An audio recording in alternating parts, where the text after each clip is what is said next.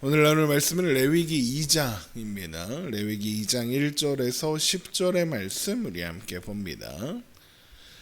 레위기 2장 1절에서 10절 말씀 우리 함께 봅니다. 레위기 2장 1절에서 10절 말씀입니다. 우리 한 목소리로 읽겠습니다. 누구든지 소재의 예물을 여호와께 드리려거든 고운 가루로 예물을 삼아 그 위에 기름을 붓고 또 그 위에 유향을 놓아 아론의 자손 제사장들에게로 가져갈 것이요 제사장은 그 고운 가루 한 움큼과 기름과 그 모든 유향을 가져다가 기념물로 제단 위에서 불사를 지니 이는 화제라 여호와께 향기로운 냄새니라. 그 소제물에 남은 것은 아론과 그의 자손에게 돌릴지니 이는 여호와의 화제물 중에 지극히 거룩한 것이니라. 내가 화덕에 구운 것으로 소제의 예물을 드리려거든 고운 가루에 기름을 섞어 만든 무교병이나 기름을 바른 무교전병을 드릴 것이요 철판에 붙인 것으로 소제의 예물을 드리려거든 고운 가루에 누룩을 넣지 말고 기름을 섞어 조각으로 나누고 그 위에 기름을 부을지니 이는 소제니라. 내가 냄비의 것으로 소제를 드리려거든 고운 가루와 기름을 섞어 만들지니라. 너는 이것들로 만든 소제물을 여호와께로 가져다가 제사장에게 줄 것이요 제사장은 그것을 제단으로 가져가서 그 소제물 중에서 기념할 것을 가져다가 제단 위에서 불사를 지니 이는 화제라 여호와께 향기로운 냄새니라. 소제물에 남은 것은 아론과 그의 아들들에게 돌릴지니 이는 여호와의 화제물 중에 지극히 거룩한 것이니라. 아멘. 오늘부터 살펴보는 레위기 2장은 구약의 5가지 제사 중에 소제라는 제사의 규례를 기록하고 있습니다. 소제는 곡물을 재료로 하는 것을 하나님께 바치는 제사로 번제처럼 하나님께 제물을 불태워서 드리는 제사입니다.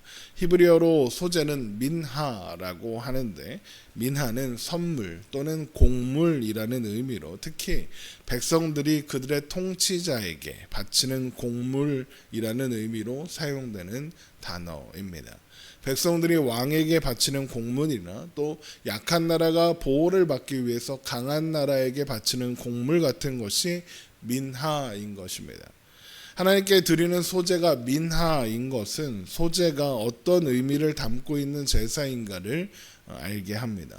소제는 하나님이 이 세상의 주인이시고 왕이신 것을 고백하는 제사이며 사실은 하나님과 언약을 맺은 하나님의 백성이다라고 고백하게 되는 제사인 겁니다. 그래서 소제를 드릴 때 주의할 점으로 누룩이나 꿀을 넣지 말라라고 하시는 겁니다. 레위기 2장 11절입니다. 너희가 여호와께 드리는 모든 소제물에는 누룩을 넣지 말지니 너희가 누룩이나 꿀을 여호와께 화제로 드려 사르지 못할지니라. 이것은 인위적인 첨가물을 넣지 말라라는 겁니다. 이것은 소제에 담긴 고백, 그러니까 하나님이 나의 하나님, 나의 왕이 되시고 나는 하나님의 백성입니다 라는 고백의 원인에 사람이 한 일이, 사람이 기여한 일이 없다라는 것을 보여주는 겁니다. 하나님께서 하나님의 은혜로 부르셔서 우리의 하나님이 되셨고 우리를 통치하시고 다스리십니다. 통치하고 다스린다는 것은 단순히 군림하고 지배한다 이런 의미가 아니라 우리를 인도하시고 지키시며 보호하신다, 책임지신다라는 의미입니다. 그게 통치입니다. 그분의 백성들이, 그의 백성들이 왕 안에서 행복하게 잘 살게 돕는 것, 그게 통치인 겁니다. 이것을 기억하고 하나님이 나의 왕이십니다라고 고백하는 소제라서 인간의 노력과 수고, 공로를 상징하는 인위적인 첨가물을 넣지 말라고 하시는 거죠. 이런 소제는 3가지 방법으로 드릴 수 있는데 첫 번째 방법은 요리하지 않은 고운 가루 위에 기름을 붓고 그 위에 유향을 놓아 제단에서 태우는 방법입니다. 레위기 2장 1절입니다. 누구든지 소제의 예물을 여호와께 드리려거든 고운 가루로 예물을 삼아 그 위에 기름을 붓고 또 그 위에 유향을 놓아 아론의 제사장들에게로 가져갈 것이요 제사장은 그 고운 가루 한 움큼과 기름과 그 모든 유향을 가져다가 기념물로 제단 위에서 불사를 지니 이는 화제라 여호와께 향기로운 냄새니라. 여기에서 유향은 유향나무 진액을 말린 것인데 유향을 태우면 하얀 연기가 나면서 향기로운 냄새가 난다고 합니다. 하지만 이것을 하나님께서 향기로운 냄새라고 하시는 것은 유향이 내는 향기로움 때문은 아닙니다. 하나님께서 그 제사를 향기로운 냄새다라고 하시는 것은 하나님께서 소제를 통해 드리는 그 고백을 기쁘게 받으셨다라는 의미입니다. 향이 좋아서 그런 게 아니라는 거죠.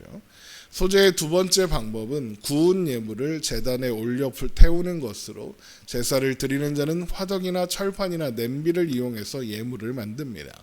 예물은 고운 가루에 기름을 섞어 만든 무교병으로 하나님께 드릴 때는 여러 조각으로 나누어 그 위에 기름을 부어 드리게 되죠. 레위기 2장 4절입니다. 내가 화덕에 구운 것으로 소제의 예물을 드리려거든 고운 가루에 기름을 섞어 만든 무교병이나 기름을 바른 무교전병을 드릴 것이요 철판에 붙인 것으로 소제의 예물을 드리려거든 고운 가루에 누룩을 넣지 말고 기름을 섞어 조각으로 나누고 그 위에 기름을 부을지니 이는 소제니라. 내가 냄비의 것으로 소제를 드리려거든 고운 가루와 기름을 섞어 만들지니라.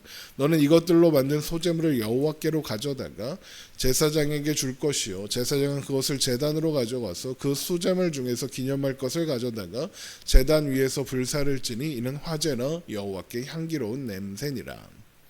그런데 화덕에 굽거나 철판에 붙이거나 냄비로 만든 소제물에는 고운 가루로 드리는 소제와는 달리 유향은 들어가지 않습니다. 이것은 값비싼 유향을 사용할 수 없는 가난한 자들을 위한 배려였을 것입니다. 또한 그래서 화덕, 철판, 냄비 이렇게 다양한 방식으로 만들어도 된다 이야기하는 겁니다. 화덕이 없으면 철판으로, 철판이 없으면 냄비라도 있다 하는 겁니다. 프라이팬 아니면 냄비는 어디 누구나 집에 있을 테니까라는 거죠. 하나님은 누구나 부하거나 가난하거나 차별 없이 하나님 앞에 나아올 수 있도록 이런 제사의 방식을 허락하시는 것이다라고 생각할 수 있는 겁니다. 세 번째 소제의 방법은 첫 수확을 했을 때 특별히 드리는 제사로 첫 수확물에 이삭을 볶아서 찌은 것 위에 기름과 유향을 더해서 드리게 됩니다. 레위기 2장 14절입니다.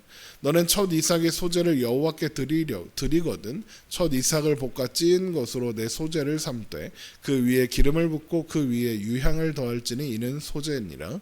제사장은 찌은 곡식과 기름을 모든 유향과 함께 기념물로 불사를지니 이는 여호와께 드리는 화제니라. 첫 수확물의 첫 이삭을 소제로 드린다라는 것은 그 수확물이 사람이 수고하여 얻은 것이 아니라 하나님께서 주신 것이다라고 고백하는 것이 됩니다. 이것은 오늘날 우리가 드리는 11조나 감사헌금 같은 것과 그 의미가 통한다라고 할 수 있겠죠. 그래서 소제로 드린 물건의 일부만 제사장이 기념물로서 그러니까 상징적으로 불에 태워 하나님께 드리는 화제로 삼고 나머지는 아론과 그의 자손에게 돌려라 라고 하시는 겁니다. 레위기 2장 3절을 봅니다. 그 소제물에 남은 것은 아론과 그의 자손에게 돌릴지니 이렇게 돼 있고 또 2장 10절에도 소제물에 남은 것은 아론과 그의 아들들에게 돌릴지니 이렇게 돼 있죠. 소제물의 일부를 기념물로 드린다라는 것으로 보아서 제단에 올려 태우는 소제물은 하나님께 올려 드린다는 상징적 의미만 전달될 정도의 적은 양이었을 것이고 거의 대부분은 제사장들에게 돌려졌을 것입니다. 이것은 아마도 경제활동에 참여할 수 없는 그래서 스스로를 부양할 수 없는 제사장들의 필요를 채우시기 위해서 하나님께서 준비하신 여러 가지 방법 중 하나였겠죠. 하나님께서 제사장들의 삶을 책임지신다는 것을 보여주는 겁니다. 이것은 오늘날 교회가 성도들의 헌금으로 목회자들의 생활을 책임지고 또 교회를 운영하고 하는 것과 그 맥락이 같다라고 할 수 있겠습니다. 물론 오늘날의 목회자가 제사장이다 이런 뜻은 아닙니다. 예수님께서 우리를 위한 영원한 대제사장이 되어주셨고 또한 우리를 예수님과 연합하게 하심으로써 우리 또한 왕같은 제사장이 되게 하셨기 때문에 그러니까 모든 신자는 왕 같은 제사장이기 때문에 예수님이 이 땅에 오신 이후로는 우리는 하나님 앞에 나아가기 위해서 제사장의 도움이 필요가 없습니다. 다만 하나님 앞에 드린 헌금이 교회 운영과 목회자의 생활비로 사용되는 것이 소재의 맥락과 비슷하다, 그런 얘기를 하는 거죠. 여기에서 중요한 것은 하나님께서 제사장들의 삶을 책임지신다는 것과 모든 신자가 왕 같은 제사장으로 부름받았다는 것을 그 자체입니다. 그렇다는 것은 하나님께서 제사장들의 삶을 책임지신다. 그런데 우리는 왕 같은 제사장이다. 그러면 우리의 삶을 누가 책임지신다는 겁니까? 하나님께서 책임지신다라는 의미입니다. 사실 레위기 2장 이 말씀에서도 하나님께서 제사장들의 삶을 책임지신다는 것은 곧 모든 하나님의 백성들의 삶을 책임지신다라는 의미가 됩니다. 왜냐하면 하나님께서 이스라엘 백성 전체를 제사장 나라 거룩한 백성으로 부르셨거든요. 출애굽기 19장 4절에 내가 애굽 사람에게 어떻게 행하였음과 내가 어떻게 독수리 날개로 너희를 업어 내게로 인도하였음을 너희가 보았느니라. 세계가 다 내게 속하였나니 너희가 내 말을 잘 듣고 내 언약을 지키면 너희는 모든 민족 중에서 내 소유가 되겠고 너희가 내게 대하여 제사장 나라가 되며 거룩한 백성이 되리라. 이렇게 말씀하셨습니다. 하나님께서 이스라엘을 하나님의 소유로 삼으시고 제사장 나라가 되며 거룩한 백성이 되게 하시겠다라고 하셨습니다. 그러니까 이스라엘 전체가 제사장이고 제사장으로 세워지는 아론과 그의 아들들은 그런 이스라엘 전체를 상징하고 대표하는 존재인 겁니다. 하나님이 소재물을 제사장들에게 돌려라. 그래서 그들의 먹을거리가 되게 해라. 이 말씀은 곧 하나님께서 제사장들을 책임지신다라는 의미 이상으로 이스라엘 백성 전체를 책임지신다는 의미이고, 또한 오늘날 왕같은 제사장으로 부름받은 우리의 삶을 책임지신다는 의미인 겁니다. 그런데 하나님께서 제사장들의 삶을 책임지시려면 백성들이 드리는 소재가 끊이지 않아야 할 겁니다. 그렇겠죠. 그런데 그러려면 백성들이 소재로 드릴 고운 가루도 끊이지 않고 얻을 수 있어야 하는 겁니다. 그러면 하나님께서 어떻게 하시겠다는 겁니까? 소재로 드릴 고운 가루를 언제나 끊이지 않고 얻게 하실 것이다. 소재와 함께 드릴 기름도 언제나 얻게 하겠다. 이런 말씀이 되는 겁니다. 결국 소재에는 하나님께서 그분의 백성들을 책임지시는 왕이시다라는 의미가 담겨 있다라고 했던 것이고, 백성들은 소재를 드림으로써 하나님을 자신들을 책임지시는 왕으로, 아버지로, 주인으로 고백하게 되는 것입니다. 그리고 이것이 우리가 드리는 예배의 고백이며 나아가 삶의 고백이 되어야 하는 것입니다. 하나님이 우리 왕이십니다. 그래서 우리의 모든 것을 책임지시며 우리를 인도하시고 또한 보호하십니다. 하나님께서 우리의 삶의 소재의 고백이 끊이지 않게 하실 겁니다. 감사가 끊이지 않게 하실 것입니다.